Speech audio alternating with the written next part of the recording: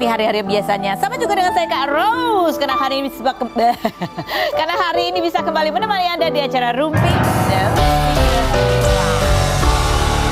Dan yang juga sudah siap di pojok sana ya, ada banyak sekali bintang tamu yang akan hadir di sini ngobrol-ngobrol berbagai macam topik ya. Ada yang kasus update, ada satu keluarga, ada satu sahabatan yang lama ya. Tapi sebelumnya kita ke pojokan dulu. Nggak ada pojok ya hari ini ya. Biasanya kan kita kan membahas berita-berita yang hot ya, baik yang datang dari dunia nyata maupun dari dunia maya. Tapi tidak ada yang terlalu hot ya. Lebih hot adalah bintang tamu kita yang pertama, yaitu beberapa orang yang mengaku kecewa dengan Ressa Herlambang gitu, karena dianggap banyak sekali merasa tertipu dengan Ressa Herlambang karena dijanjikan akan dibikinkan lagu nggak jadi apa segala macam dan kecewa karena kok Ressa Herlambang sekarang muncul di TV menjual kesedihan gitu ya. Oke, kita lihat langsung profilnya, ada Kiki Kanu dan Iva Dewi berikut ini. Oke, baiklah, setelah kemarin sempat viral juga kisah Ressa Herlambang. Dari dulu seorang penyanyi yang dikenal dari keluarga yang beradah gitu. Kemudian hidupnya langsung dalam sekejap berubah 180 derajat dan berusaha untuk bangkit begitu ya. Tiba-tiba muncul beberapa orang yang mengaku punya cerita yang berbeda tentang Ressa Herlambang, punya pengalaman yang berbeda, bahkan merasa ditipu gitu ya. Ini ada artikelnya, bikin geger, muncul warganet ngaku korban penipuan Ressa Herlambang. Ada Kiki Kanu di sini dan juga Iva gitu ya. Kiki Kanu, kan kamu punya, kan Ressa Herlambang ceritanya kehidupannya berubah di tahun 2010 ya? Betul. Dari 2010. Ya. Kamu ketemu dia di tahun 2012. 2012. Ya. Awalnya dari minta dibikinin lagu. Betul. Tapi kan kalau dilihat kronologinya kan itu panjang ya pertemanan kamu sama Ressa Herlambang dari tahun 2012, betul, terakhir 2019 ya kan? 2020. Oh, 2020 bahkan. Terakhir komunikasi 2022 malah. Oh, 2022 masih komunikasi begitu ya. Dan dari situ tuh total lebih dari 1 miliar ya yang udah kamu keluarkan ya? Total sama keluarganya ya. Kalau buat Ressanya sendiri hampir 1 M. Oh, Ressanya sendiri hampir 1 M. Itu kan dari lagunya jadi tapi? 1, dan itu prosesnya hampir 3 tahun. Oh, 1 hampir 3 tahun. Tapi walaupun sudah nunggu 3 tahun, lagunya nggak selesai, tapi kamu tetap masih ngeluarin duit, bantuin nalangin yang lain, ngelangin Iva ya. Karena kan? saya memang diangkat anak sama mamahnya. Oh, gimana tuh ceritanya kamu? Jadi saya sebenarnya nggak terlalu dekat sama Ressa Herlambang, tapi awalnya saya kenal dengan Ressa, dengan Ressa Herlambang dikenalin sama Tini, manajer saya dulu. Jadi bintang tamu di launching perusahaan saya. Nah itu akhirnya dia menawarkan satu proyek lagu, mini album sih sebenarnya, tapi tidak di-hire dengan baik gitu. Akhirnya mamahnya yang memperlihatkan diri kepada saya untuk men-take over itu.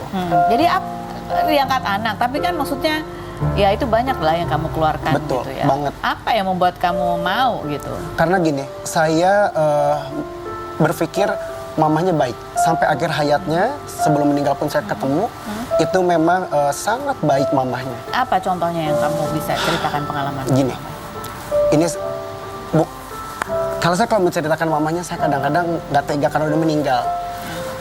Kita semua korban-korbannya Ressa melihat mamahnya, bukan lihat Ressanya. Dan aku berpikir seorang mamah jatuh, dalam pikiran saya cuma Ressa yang bisa mengangkat derajatnya lagi. Kebaikan seperti apa yang masih kamu ingat dari saya masuk, begitu saya dibuang sama Ressa, setelah memakan uang saya banyak, akhirnya mamahnya ke saya. Ini saya mamahnya bertanggung jawab. Saya akan menaikkan kamu.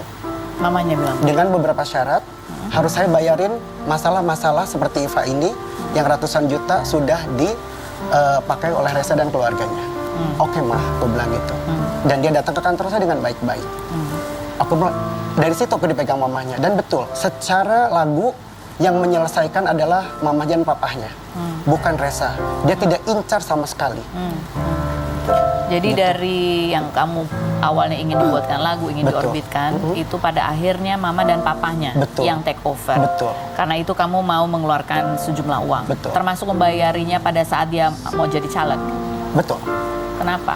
Saya lihat mamahnya lagi, karena mamahnya minta tolong. Mamahnya minta tolong? Betul. Dan kamu langsung tergerak? Iya, karena saya, mamahnya itu gini, mamahnya itu mungkin sangat kecewa dengan seorang Ressa. Dia yang ingin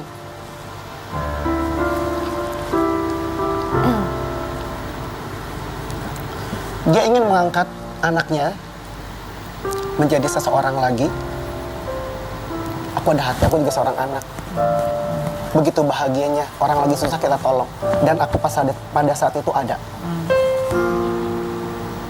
Ya, itu yang kamu. Apa saya salah menolong orang? Dan saya menerima hujatan cuman hanya kenapa bisa begini. Apa tidak berpikir di posisi saat itu seorang penyanyi yang cuman mau bikin lagu dan ingin membantu seorang yang punya nama besar dan sudah jatuh. Dan mamanya berharap punya seorang anak laki-laki yang diharapkan, yaitu saya. Dan karena dia tidak dapat sosok anak laki-laki yang bertanggung jawab dari anak-anaknya. Begitu? Boleh tanya adiknya, boleh tanya papanya, dan keluarga besarnya masih hidup semua. Tidak bertanggung jawab tuh gimana maksudnya? Contohnya, Resa dapat uang 100 juta dari saya. Apa dikontrakin rumah mamahnya? Malah dia hura-hura. Bisa pergi ke Singapura. Dan mamahnya bilang, aku, dan ini mungkin gini ya, aku minta maaf untuk keluarga besarnya Resa Herlambang. Mungkin ini menyakiti kalian. Tapi waktu mamah mau meninggal, setelah saya hilang dari keluarga mereka, Resa telepon melalui Tini, yang saya sudah nggak mau berhubungan dengan keluarga mereka. Tini telepon saya, Ki, Resa mau telepon, mau apa lagi mengganggu hidup gua.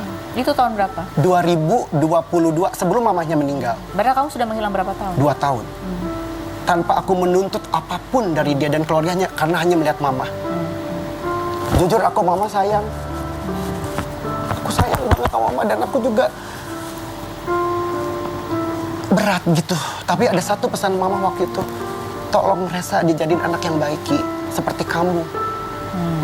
Akhirnya Resa telepon saya, oke, kenapa? Mamanya koma. Aku karena sayang sama mamanya, aku datang. Ini punten buat mamanya. Mamanya tuh punya di luar Resa, ada hitam di atas putih, hutang sama aku. Ada beberapa yang secara lisan ada bukti transfer. Aku bilang, Mah, kata Resa cuma nungguin lu kali ini. Please, kata Resa, temuin. Aku temuin. Aku bilang, Mah, aku bawa suratnya, aku robek. Mama gak usah ada banyak pikiran. Gak ada mama hutang sama aku. Gak ada mama punya hutang kebaikan sama aku. Mama, kalau mau sembuh, mama sembuh. Kalau mama mau pergi, cuma nungguin aku pergi. Berapa minggu kemudian meninggal. Dan saya gak dikasih kabar. Kamu gak dikasih kabar? Gak dikasih kabar. Saya paginya datang, Resa malamnya pinjam ke saya duit 17 juta. Dengan saya udah nggak percaya. Ki, tolong ini buat mama. Kan saya udah melihat paginya mama. Bener ya ini buat mama? Iya, aku transfer 12 juta dan 5 juta. Tapi apa, dia ngibulin lagi. Di saat hari yang sama, orang ada yang DM aku, dia beliin iPhone orang, dia bisa transfer orang 5 juta dari duit yang saya kasih. Akhirnya dia mengikhlaskan uang yang hampir 1 M itu. Begitu zolimnya dia sama mamahnya seperti itu. Saya anak angkatnya. Kenapa saya murka? Ada satu pesan mamanya, jadiin, mungkin aku minta maaf ke keluarganya Resa, tapi mungkin ini yang bisa bikin dia berubah. Kenapa aku timbul? Begitu dia punya nama besar lagi, banyak lagi korban ketipu sama dia. Apa aku gak lebih jahat?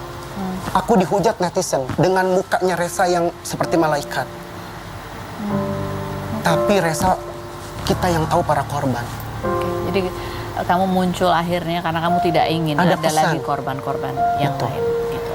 Coba kita lihat seperti apa sih reaksi atau komentar netizen gitu setelah Kiki Kano mengungkapkan apa yang dialami.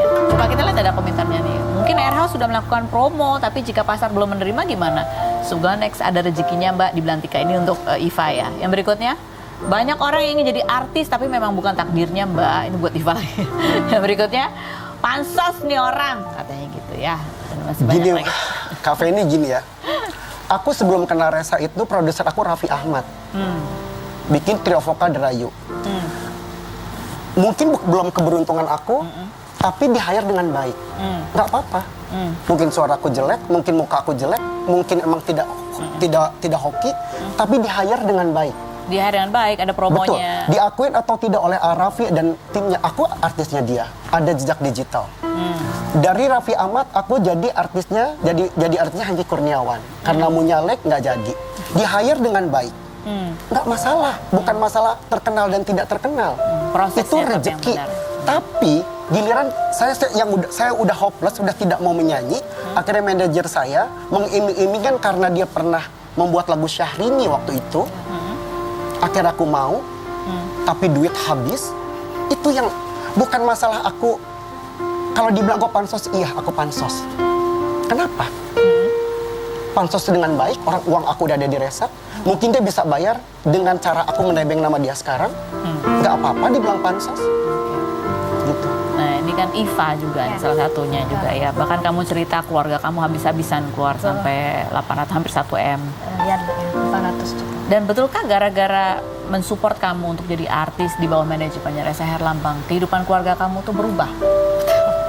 Mungkin Gara-gara itu? Ya, mungkin sampai saat ini Karos hidup orang tua Iva masih bisa bertahan atas bantuan dari orang lain.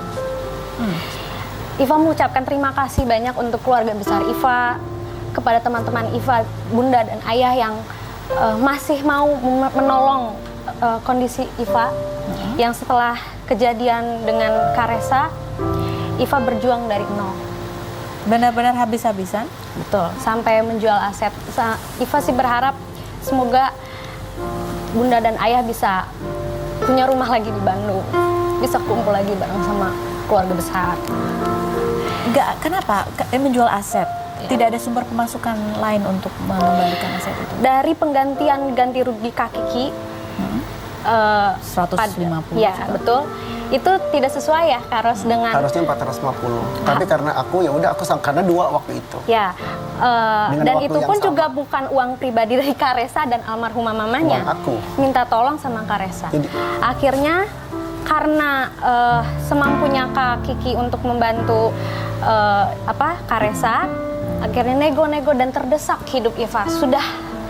Iva harus terusir dari rumah Dari kontrakan. nagih baik-baik sampai debt collector ya, Pak. Ya, karena terdesak membutuhkan untuk dananya, jadi ya sudah, tapi diselesaikan ya, sudah selesai, jangan ditagih-tagih lagi. Jadi setelah 2014 itu ya Kak, sudah selesai. Makanya Iva juga di sini berani speak up karena Kak Kiki yang menolong Iva. Jadi kamu ingin mensupport? Betul. Membenarkan adanya kejadian tersebut. Dan di sini Iva juga mau meluruskan di podcast-podcastnya Karesa Herlambang bilang kalau Karesa bangkrut 2010 Sampai sekarang. tapi Karesa tidak menceritakan proses 2012. di mana 2012 sampai 2014 itu ada karya Karesa Herlambang. Iva beli lagu untuk mini album. 2 lagu Karesa Herlambang, 3 lagu sampai 4 lagu itu lagunya Papa Herman. Assalamualaikum Papa Herman. Dan itu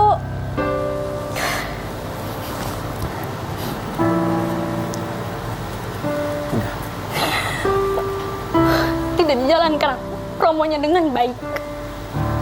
Tidak dijalankan promonya dengan baik. Itu perlu didesak terus. Gimana nih Iva kan orang tua Iva udah masuk uangnya.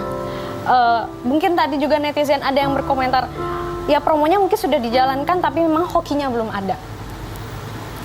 Kalau promonya jelas, kalau pada saat itu orang tua Iva tidak terus dimintain uang, mungkin kalau stabil hidup orang tua Iva, kalau memang hoki lagunya itu cuma sampai situ ya sudah, Iva juga tidak bisa menuntut apa-apa. Tapi kan ini promonya sudah jalan, uangnya sudah masuk, dengan harus didesak dulu, harus habis-habisan gitu kan. Gimana cara, apa argumentasinya ketika duitnya udah masuk tapi promonya belum jalan, tapi masih minta duit lagi, itu gimana Gini, ngomongnya? kita pertama masuk itu karena kan di situ ada Ali, ada Aliando, ada Iva, ada Sokes. Kita bingung nih, Ali ini kok dia anak emas kan, disewain rumah, pakai mobil kita, pakai duit kita. Aku bilang gini, ini kan kita artis berempat, kok Ali sampai aku disuruh nganterin ke rumah Ali, beliin sepatunya, beliin ininya. Seandainya kalau Ali melihat, dan Ali pasti ingat, Aku yang nganterin ke rumahnya, aku beliin sepatu sampai chargeran. Udah kita kayak babunya Ali. Sama Resa dibikin. Kalau nggak mobil Iva, mobil kita. Semua yang duit dari kita dipakai buat Ali. Oh kita nggak apa-apa, aku bilang. Tapi kitanya di hire. Oke. Nah, Dan mungkin sekarang saat ini mungkin Iva di sini berani speak up karena sekali lagi Iva hanya ingin membenarkan statementnya Kak Kiki Kano dan ingin meluruskan dengan cerita-ceritanya Kak Resa yang bangkrut dari 2010. Kak Resa tidak menceritakan kalau di situ ada lagu Kak Resa yang orang tua Iva beli. Tapi